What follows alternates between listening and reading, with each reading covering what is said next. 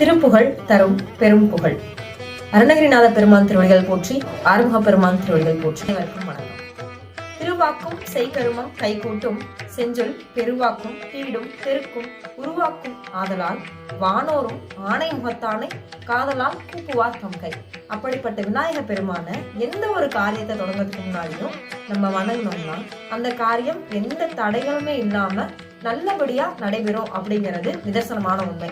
அது முருகப்பெருமானுக்கும் நடந்திருக்கு. அப்படின்னா வள்ளியை மனம் முடிக்க முருகன் சண்டை போட்ட அண்ணனையும் நினைச்ச ஒரு நிமிஷத்துல வந்து கரம் பிடித்து கொடுத்திருக்காரு அப்படிங்கிற செய்தி உங்களுக்கு தெரியுமா?